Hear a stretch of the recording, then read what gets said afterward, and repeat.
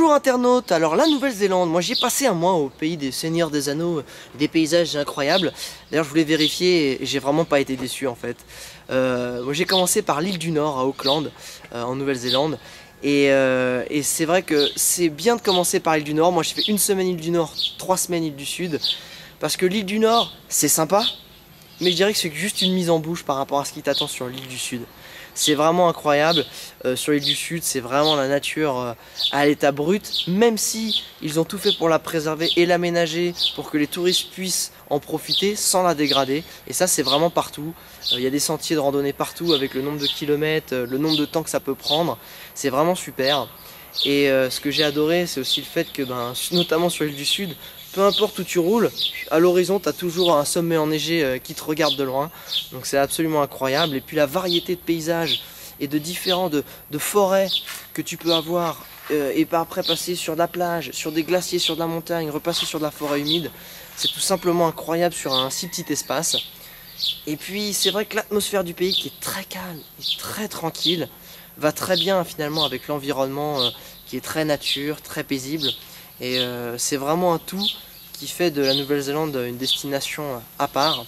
En plus, la plupart des gens le font en camping-car ou en van. Et moi je l'ai fait en voiture, mais c'est vrai que chacun peut y trouver midi à sa porte parce que soit on va partir en couple, soit avec des amis on va se louer un gros van, soit on va partir juste un ou deux en prenant une tente et une petite voiture. Et moi je recommanderais, je le fais rarement, mais je recommanderais l'agence Jucy, Jucy,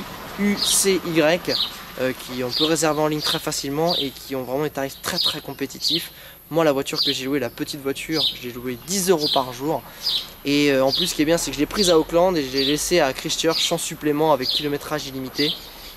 Donc ça évite de se taper la boucle et de retourner en haut, il suffit de reprendre un vol après au pire. Mais donc Jucy est vraiment une très bonne solution pour se déplacer tout seul.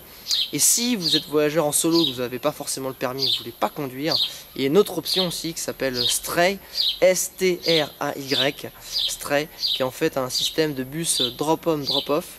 Donc en fait c'est des bus qui vont dans un itinéraire précis, puis vous montez dedans quand vous en avez envie, et puis vous restez dans une ville aussi longtemps que vous voulez, vous prenez le prochain qui passe. Donc ça c'est une très bonne façon de visiter la Nouvelle-Zélande.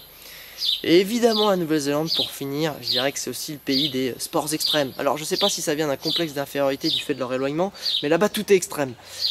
Mais c'est pas faux. Parce que ce soit la chute libre, que ce soit marcher sur un glacier, que ce soit nager avec des dauphins en plein océan, ils ont vraiment des activités assez incroyables, qui sont chères, mais qui restent un tout petit peu moins chères que par exemple en Europe où on a l'habitude de le faire. Et du coup, on se laisse tenter par à peu près toutes les activités qui sont absolument géniales. Donc la Nouvelle-Zélande, c'est super, les gens sont adorables, c'est calme, n'y allez pas pour faire la fête, vous serez certainement déçus. Par contre, une bouffée de nature, une bouffée d'oxygène et en prendre plein la vue, vous allez vous sentir comme Frodon pendant à peu près un mois ou en tout cas le temps que vous y resterez.